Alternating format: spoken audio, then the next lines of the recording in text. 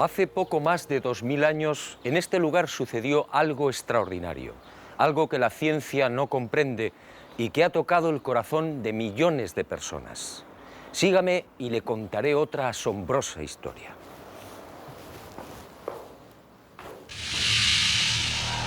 Todo empezó con el ajusticiamiento de un hombre. Fue brutalmente torturado. Fue azotado. Cargó un pesado madero hasta el lugar de ejecución. Fue clavado por las muñecas y pies y murió en la cruz. Y fue sepultado.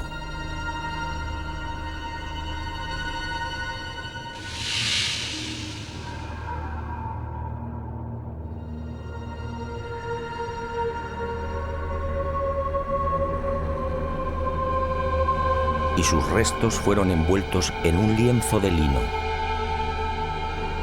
Y al poco de morir, algo singular y extraordinario acaeció en el interior de la sepultura.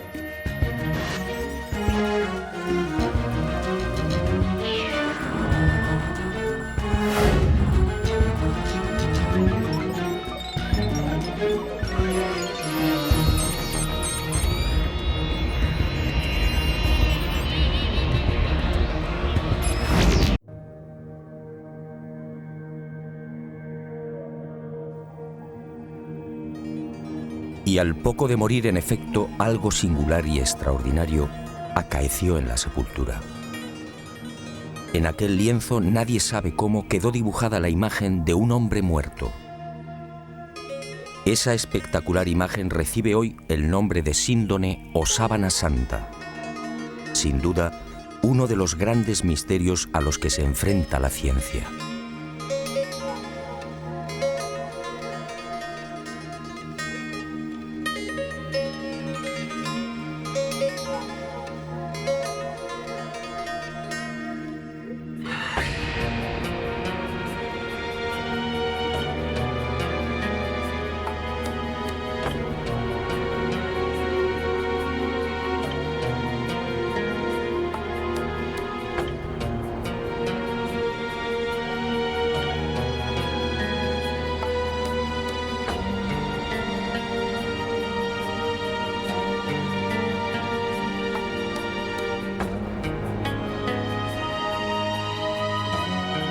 Tras aquel enigmático y trascendental suceso que los creyentes en Jesús de Nazaret identifican con la resurrección, el lienzo de lino desaparece y se ve envuelto en toda clase de leyendas y rumores. Eusebio de Cesarea, por ejemplo, insinúa que la sábana fue sacada de Jerusalén antes del asedio por las legiones romanas de Tito.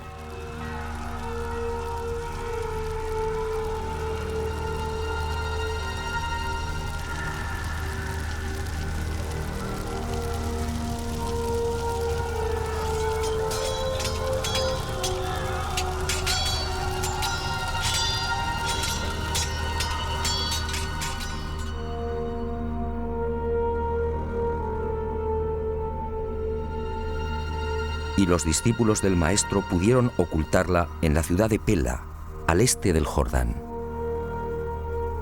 Los evangelios apócrifos, en cambio, señalan otro destino y narran la historia de un rey sirio, Apgar, enfermo de lepra, que al saber de los prodigios de Jesús le ruega que lo cure. En una más que supuesta carta, Jesús responde anunciándole que una vez cumplida su misión enviará a Edesa, la actual ciudad turca de Urfa, a uno de sus discípulos para sanarle. Y la tradición asegura que Apgar, al envolverse en la sábana santa, quedó curado.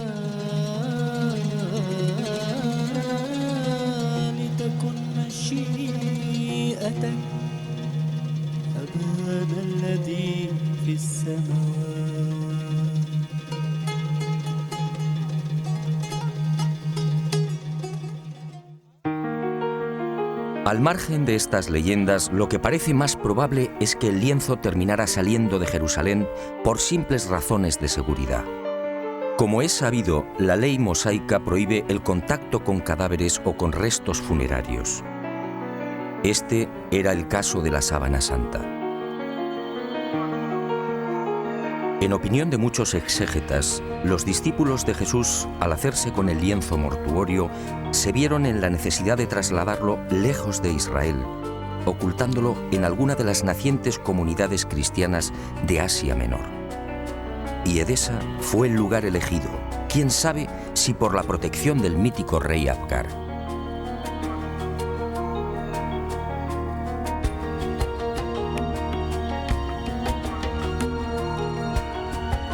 Esa misma leyenda asegura que uno de los hijos de Apgar V, al hacerse con el poder, retornó al paganismo, persiguiendo a los cristianos de Edesa.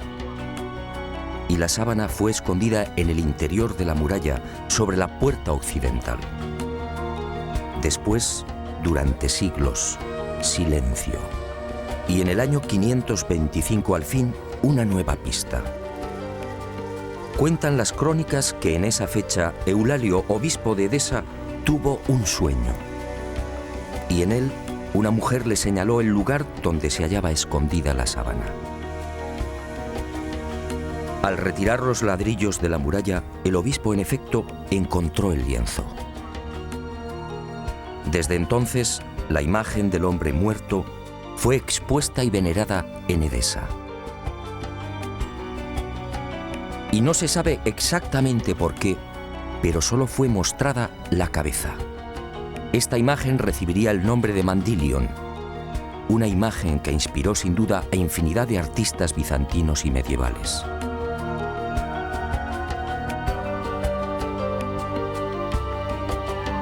Y durante 400 años el lienzo permaneció en Edesa, pero su fama llegó hasta los confines de la cristiandad. Y en el año 944 el supersticioso emperador de Bizancio, Romano Lecapeno, tomó la decisión de apoderarse del Mandilion. Suponía que así, con la sábana en su poder, obtendría la protección divina. Y un poderoso ejército rodeó Edesa. La sagrada reliquia una vez más sería causa de muerte y sufrimiento. Finalmente, Edesa se rindió y el Mandilion entró triunfante en Constantinopla. Era el 16 de agosto del 944. Allí, en la iglesia de Santa María de Blanquernas, fue expuesta a los fieles todos los viernes. Robert de Clary, soldado y cronista de la mal llamada Cuarta Cruzada, dejó testimonio de ello. Había en Constantinopla, entre otros, un monasterio que se llamaba Nuestra Señora Santa María de Blanquernas, donde se conservaban las síndones en que nuestro Señor fue envuelto, que cada viernes se mostraba vertical, de modo que se podía ver bien la figura de nuestro Señor. Y de nuevo la guerra y el fanatismo religioso silenciaron el ya arduo peregrinaje de la sábana. En la noche del 9 al 10 de abril de 1204, los cristianos atacan Constantinopla. La ciudad arde y la síndone desaparece. No existen documentos que certifiquen su nuevo destino y los nuevos propietarios, pero todo señala a los caballeros templarios como los custodios del lienzo, al menos durante un siglo. No es ningún secreto que la Orden del Temple se funda, entre otras razones, para tratar de reconquistar Tierra Santa y, sobre todo, para poner a salvo determinados símbolos y objetos religiosos. Entre los más importantes, el cáliz de la Última Cena, el Arca de la Alianza y, sobre todo, la Sábana Santa.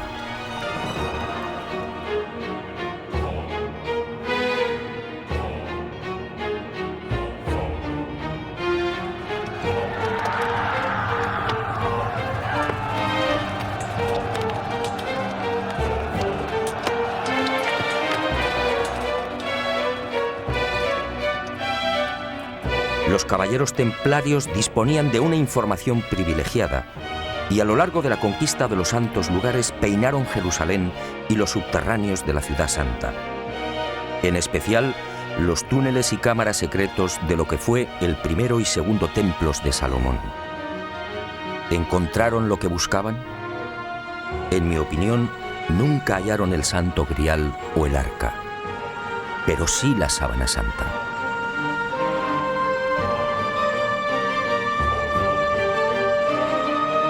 Se sabe que las múltiples reliquias reunidas por los templarios permanecen en la fortaleza de San Juan de Acre, en la costa norte del actual Israel, hasta 1291. Desde allí viajan a Chipre, Marsella, Besançon y París. ¿Pudo la Sábana Santa seguir ese itinerario? Es muy probable. Uno de los indicios que apunta a los templarios como los secretos propietarios de la síndone durante 145 años es la acusación por parte de la Santa Sede de venerar a un extraño rostro al que llamaban Baphomet, un rostro sospechosamente parecido al de la Sábana Santa. Esta, entre otras, sería la causa de la persecución y encarcelamiento de la poderosa orden templaria. En la noche del 6 de octubre de 1307, pocas horas antes de la caída de la cúpula templaria, un carro abandona la fortaleza del Temple en las afueras de París. El hombre que lo conduce se protege con una sábana. Los soldados de Felipe IV el Hermoso registran la carga de paja, pero no encuentran nada. Y la síndone que protege al conductor es puesta a buen recaudo. 7 años después, en 1314, Jacques de Molay, gran maestre de la orden templaria, y Godofredo de Charny, su lugarteniente y comendador de Normandía, son quemados vivos en una pequeña isla del Sena.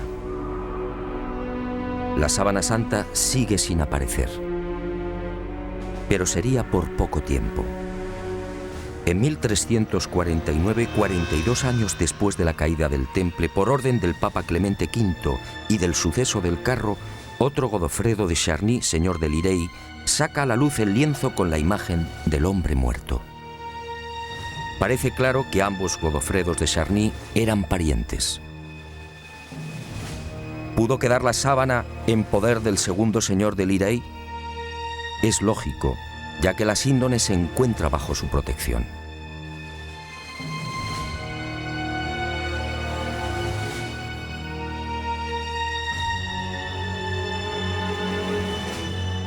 Y el sagrado lienzo es expuesto de nuevo a la veneración pública. Pero el azaroso peregrinaje de la síndone no ha terminado. Unos 60 años más tarde, en 1415, Margarita de Charny, nieta de Godofredo y casada con el señor de San Hippolyte-sur-le-Duc, retira la sábana de la colegiata de Lirey. Tiene miedo a los pillajes que ha generado la Guerra de los 100 años. Y el lienzo es trasladado al castillo de San Hippolyte. Al enviudar, la pésima situación económica de Margarita le obliga a exponer la sábana, obteniendo así algunos dineros.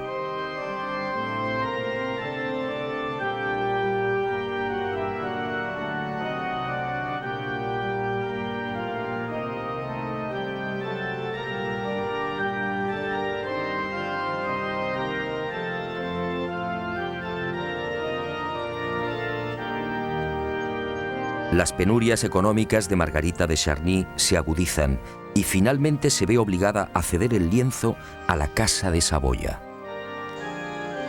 El 22 de marzo de 1453 se firma en Ginebra el contrato de cesión.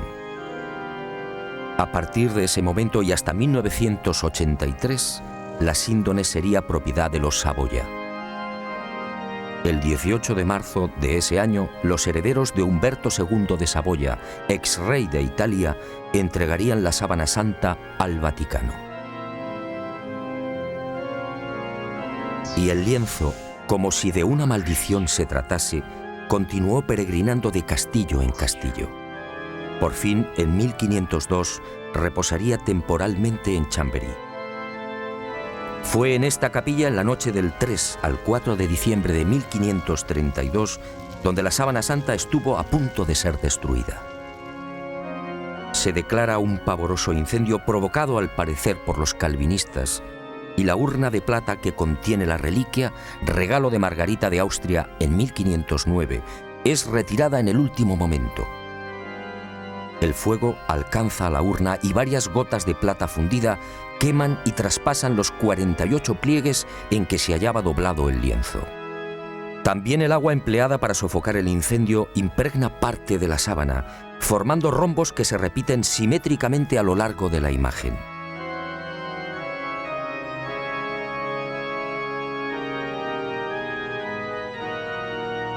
Y las monjas clarisas de Chambéry remiendan los desperfectos y cosen un forro en la parte posterior del lienzo.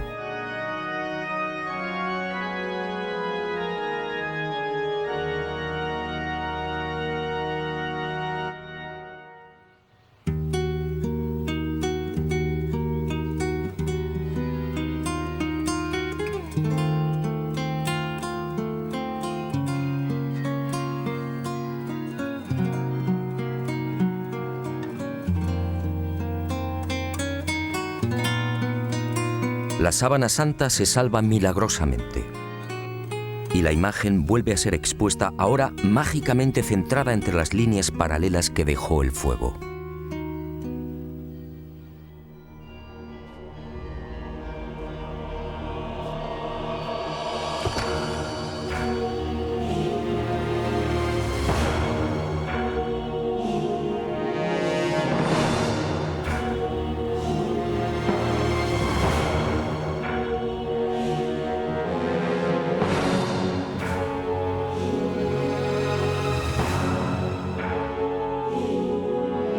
Y el peregrinaje de la síndone toca a su fin.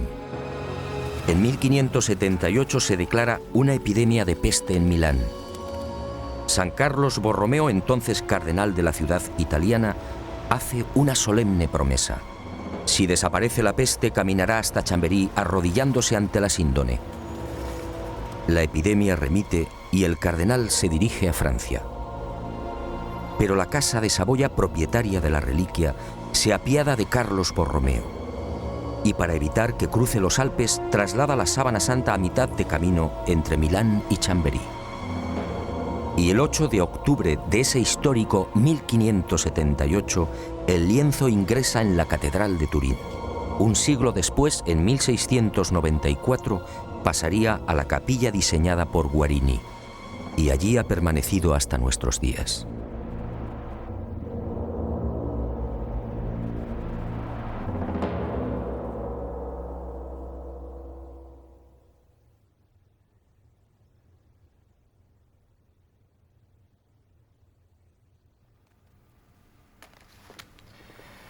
Evidentemente, a la vista de estos testimonios históricos, nadie debería dudar de la autenticidad de la sábana santa.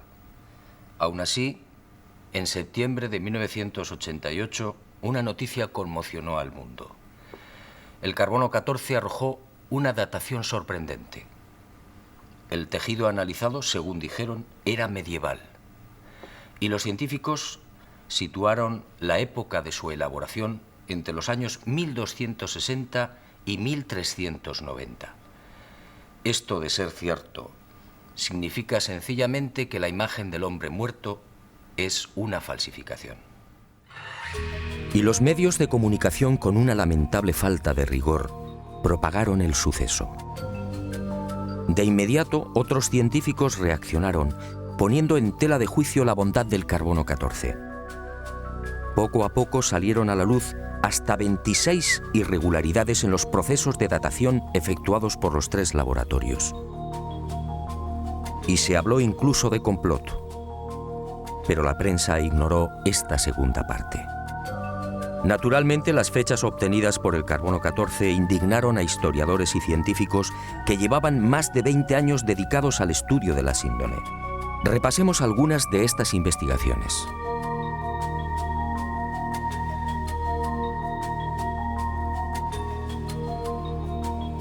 El fotógrafo turinés Secondo Pia recibe el encargo de la Casa de Saboya de tomar varias imágenes de la Sábana Santa.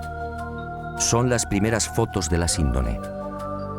Al revelar las enormes placas, el fotógrafo queda perplejo. Los negativos en realidad son un positivo. Y el mundo contempla por primera vez el auténtico rostro y la imagen real del hombre muerto.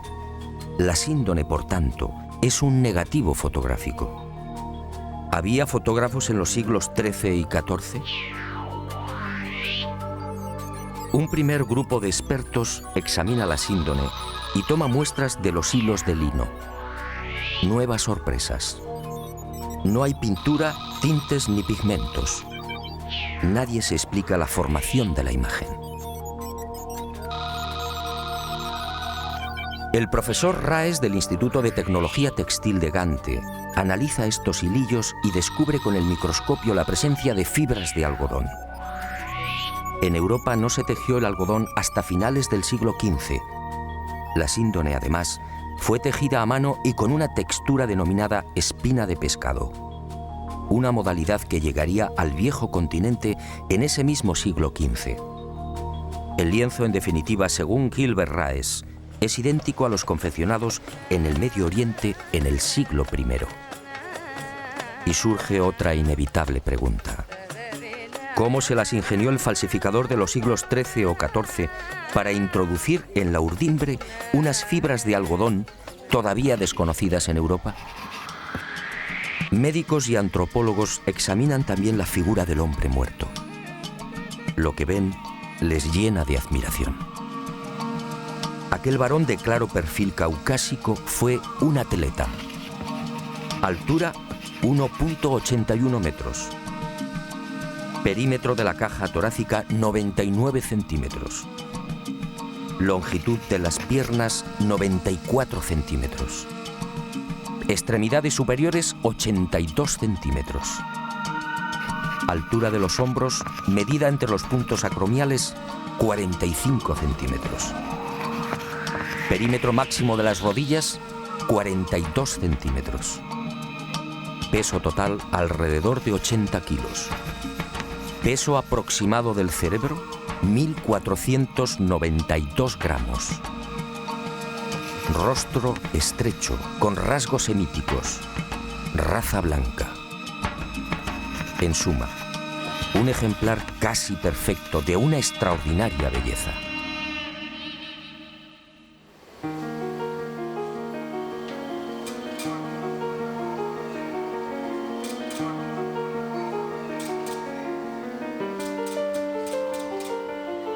Los científicos tratan de imitar la imagen de la Sábana Santa y utilizan toda clase de procedimientos. Pinturas, soluciones acuosas, calco sobre cadáveres e impresión al fuego. Los resultados, como es fácil apreciar en estas copias, son decepcionantes.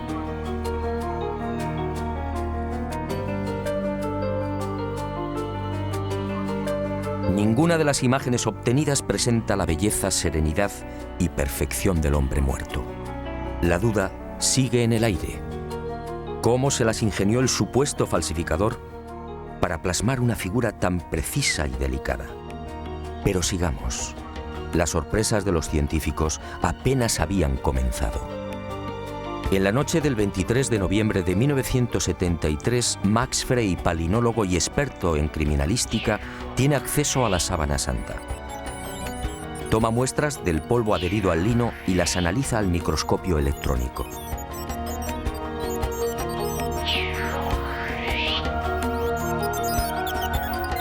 Entre los hilos del tejido fueron apareciendo ejemplares de polen de plantas típicamente palestinas.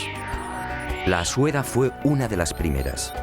Después llegaron otros pólenes de la flora halofita que creció en el Negev y en los estratos sedimentarios del lago de Genezaret hace 2000 años. Plantas hoy extinguidas cuyos pólenes fueron arrastrados por los vientos hasta la ciudad de Jerusalén. Y allí quedaron prisioneros entre los hilos de la síndone.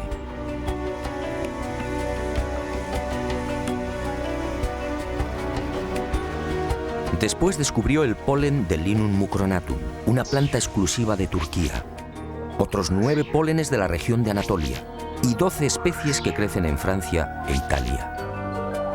En total 22 pólenes que certificaban el peregrinaje de la sábana santa por Israel, Edesa, Constantinopla, Francia e Italia. En otras palabras, lo que ya sabíamos por la historia.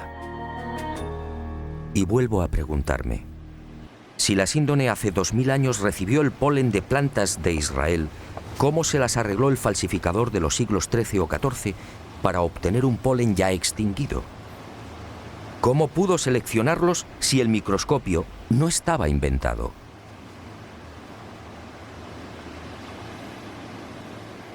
Los descubrimientos de Max Frey, en efecto, hablan por sí mismos. La presencia del polen debería de haber sido más que suficiente para silenciar a cuantos negaban la autenticidad de la síndone. Pero el carbono 14 siguió eclipsando estos aplastantes hallazgos científicos. Tampoco era de extrañar al tratarse de la supuesta imagen de un dios. Si la síndone hubiera contenido la figura de Napoleón o de Ramsés II, el enigma se habría zanjado rápidamente. También en 1973 se llegaron a otras no menos interesantes conclusiones. En la sábana santa no hay un solo indicio de putrefacción. ¿Cómo era posible?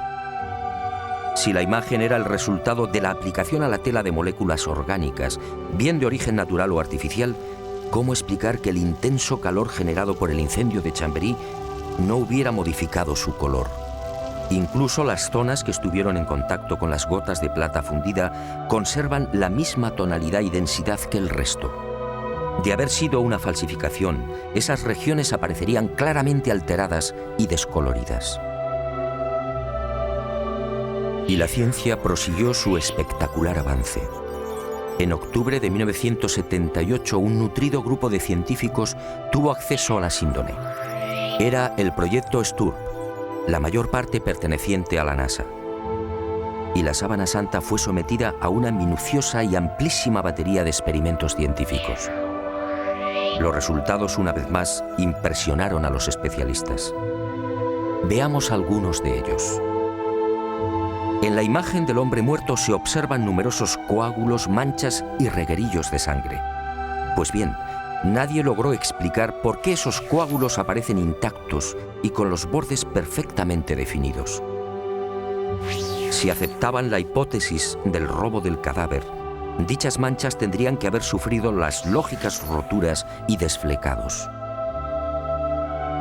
Al introducir un escáner entre el lienzo y el forro cosido por las monjas clarisas de Chambéry, se observó que la sangre había penetrado también en el reverso del lienzo.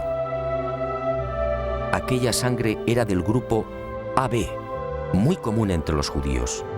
Las diferentes analíticas y pruebas hematoscópicas demostraron la presencia en la imagen de sangre venosa y arterial, así como de la albúmina del suero sanguíneo. Y el veredicto del carbono 14 quedó nuevamente en ridículo. ¿Qué falsificador de los siglos XIII o XIV tenía la capacidad para aislar y distinguir el grupo AB o la sangre venosa del arterial? Como es sabido, mucho después, en el siglo XVI, el español Miguel Servet fue condenado a la hoguera por asegurar, entre otras cosas, que la sangre circulaba. Y los científicos volvieron a comprobar lo que ya se sabía: ni rastro de pintura ni de pigmentación alguna. Aquel supuesto falsificador efectivamente tuvo que ser un genio.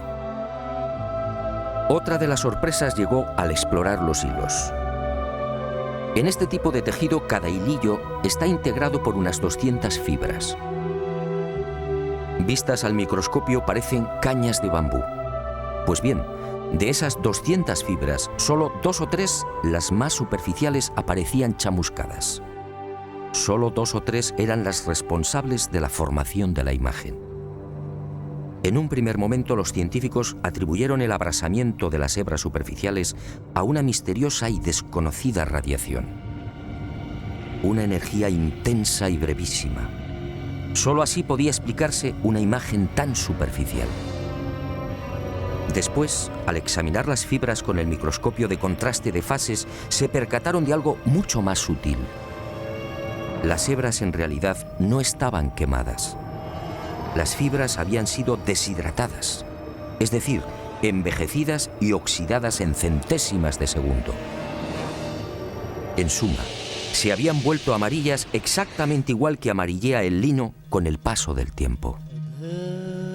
El resto de las fibras, sin embargo, conservaba la frescura y el color más claro, propios de un lino no envejecido artificialmente. Lo que los ojos aprecian en la síndone, por tanto, no es otra cosa que un cambio de tonalidad en las referidas fibras superficiales. Increíble, sí. La imagen del hombre muerto, según los científicos, tiene su origen en un singular mecanismo de envejecimiento. Dos de los científicos del proyecto Sturm, los entonces capitanes de las Fuerzas Aéreas norteamericanas, Jackson y Jumper, serían los descubridores de otra de las singularidades de la imagen de la sábana santa de Turín. Al detectar aquella anomalía, sus esquemas mentales se vinieron abajo definitivamente. Trabajando con las computadoras, se percataron de algo aparentemente imposible. La imagen era tridimensional.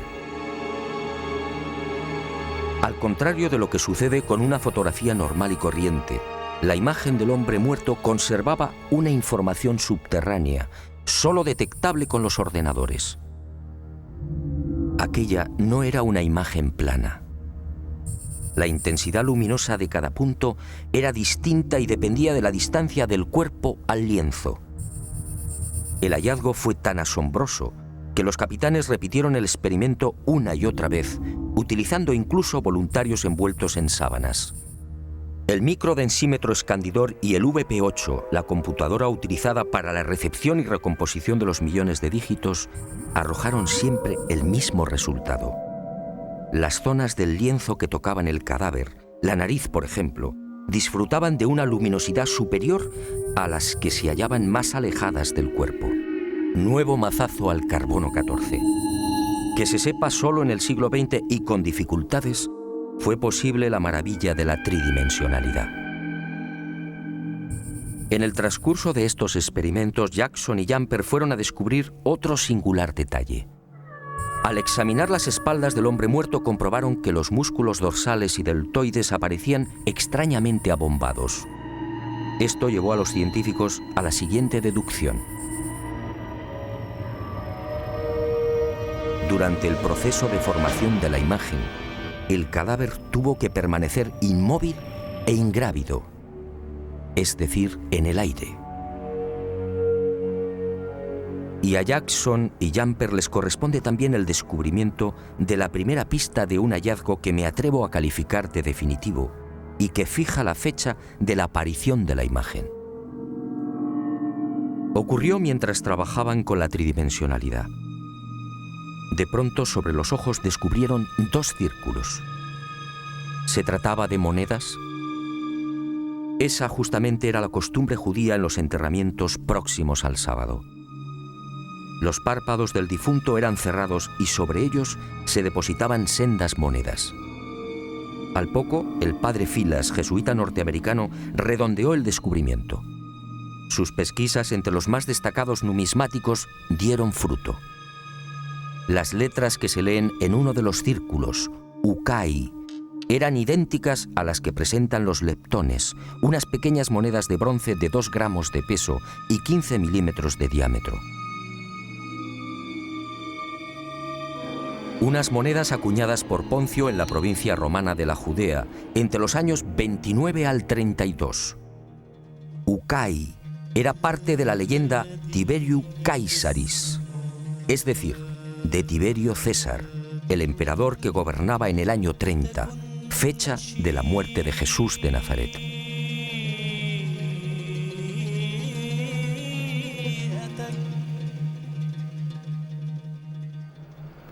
Como hemos visto, hay argumentos y pruebas científicas que demuestran sobradamente la autenticidad de la sábana santa.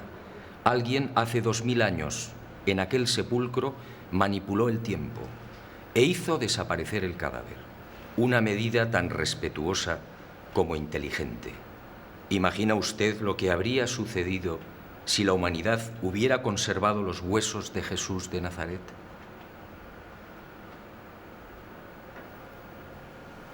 Y esa fuerza desconocida y poderosa que aceleró la descomposición del cadáver, envejeciendo la sábana, nos regaló también una fotografía única en la historia. Una imagen que recuerda el horror padecido por aquel hombre. Sígame y se lo mostraré. Ah, y una advertencia. Quizá lo que se dispone a ver y escuchar no sea de su agrado. Pero esa fue la verdad. También la medicina investigó la imagen del hombre muerto, y lo que halló causó pavor entre traumatólogos, internistas, forenses y anatomistas. Examinemos paso a paso aquella pasión y muerte. Cercana a la medianoche del jueves al viernes, aquel hombre se retiró a lo más frondoso del olivar. Y una profunda angustia lo clavó a tierra. El fortísimo estrés y quizá el miedo provocaron un singular fenómeno en su piel, la hematidrosis, un sudor sanguíneo que empezó a debilitarlo. Las manchas de sangre, en efecto, cubren toda la imagen.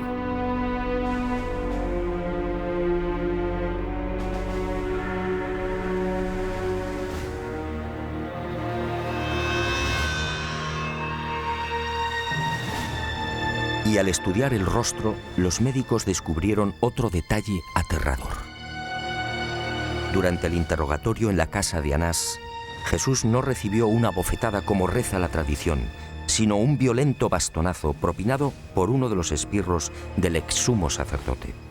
El palo, de unos 5 centímetros de diámetro, hundió la nariz y provocó un gran hematoma en el pómulo derecho. Así quedó reflejado en la síndone.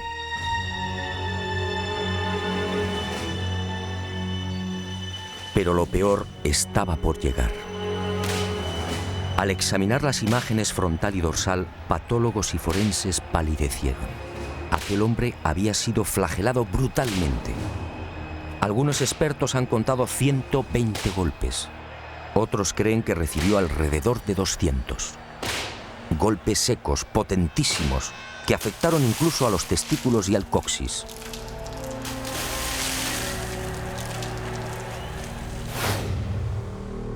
Golpes diabólicamente estudiados que no afectaron a la zona del corazón, evitando así la muerte prematura del reo.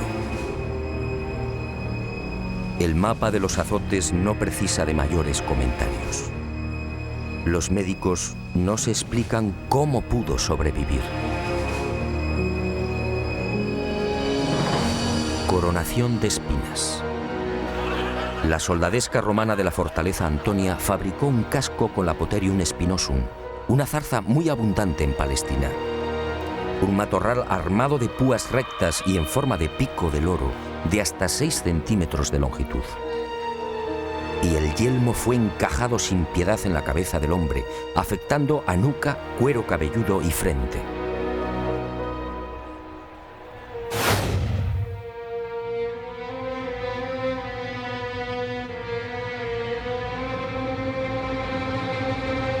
La hemorragia y el dolor fueron igualmente intensísimos.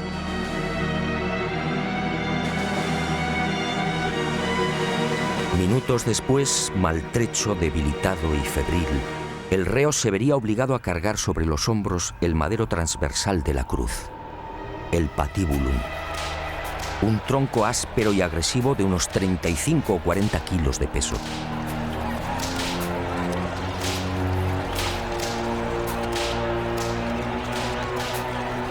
Fue amarrado con una cuerda que a su vez, tras rodear el tobillo, lo vinculó a los 2 terroristas que lo acompañaban hasta el lugar de ejecución.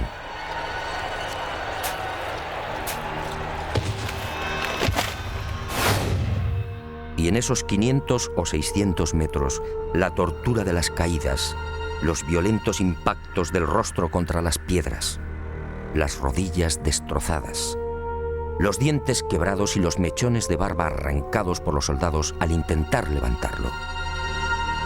La imagen de la Sábana Santa es fría y certera.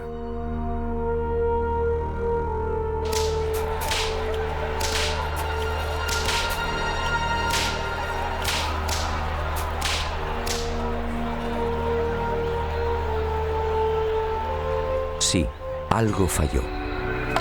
Según los médicos, el largo clavo de hierro de unos 20 o 25 centímetros utilizado para clavar una de las muñecas debió tropezar con un nudo y fue retirado y martilleado de nuevo.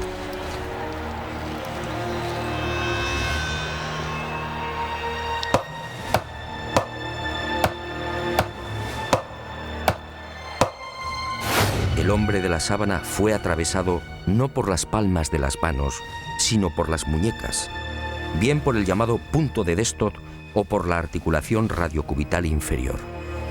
Los clavos rozaron el nervio mediano y provocaron la contracción de los dedos pulgares. Por eso no aparecen en la síndone.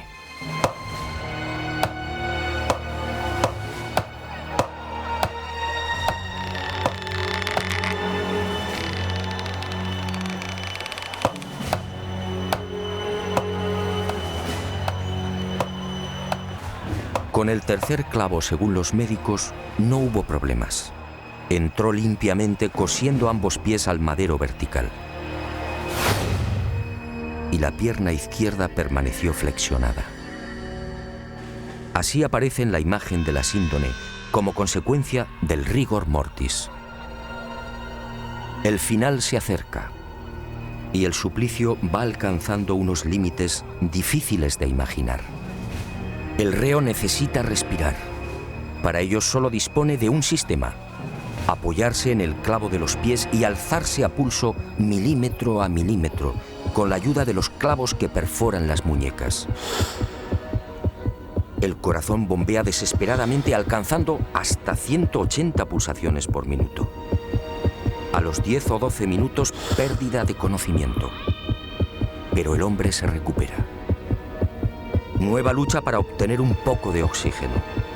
La tetanización gana la batalla. Las piernas quedan inutilizadas. Ahora solo puede alzarse con el auxilio de las muñecas y músculos de los hombros. El cataclismo es generalizado. Finalmente el corazón se rompe. La agonía se ha prolongado durante hora y media. La medicina, perpleja, sigue muda.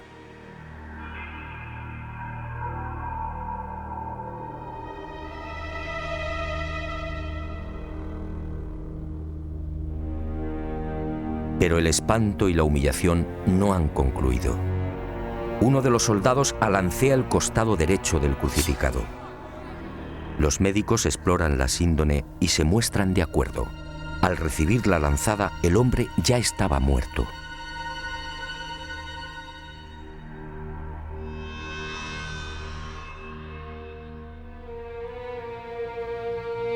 La lanza resbaló por encima de la sexta costilla, atravesó pulmón y corazón y abrió la aurícula derecha. Y manó sangre y agua. Sangre de la vena cava superior. Agua o líquido seroso del pulmón. Después, en el descendimiento o en el traslado al sepulcro por efecto de la gravedad, la vena cava inferior se vació igualmente. Y ese reguero aparece también en la cintura del hombre muerto.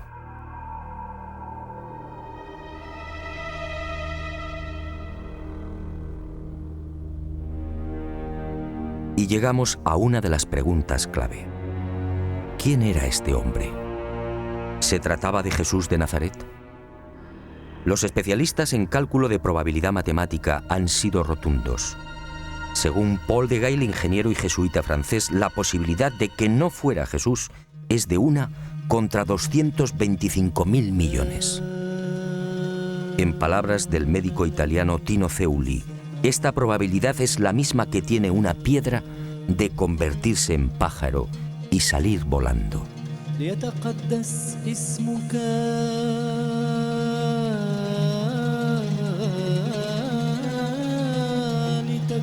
Efectivamente, esta imagen solo puede ser la del hombre que fue torturado y crucificado en Palestina hace 2000 años. Jesús de Nazaret. Y ahí surge una nueva y escalofriante posibilidad. Algún día, a no tardar, la ciencia estará en condiciones de extraer de la sangre de la sábana santa una muestra de ADN. Entonces el mundo podría asistir a la clonación de aquel hombre muerto, la clonación de Jesús de Nazaret. Decenas o cientos de cuerpos físicamente idénticos al del Maestro.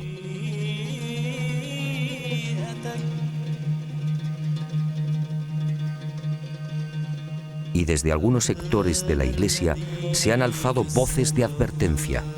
Atención, mañana el mundo podría comerciar con el cuerpo del Galileo. ¿Será esa la razón por la que algunos tratan de destruir la sábana santa o de reducirla a una falsificación de la Edad Media?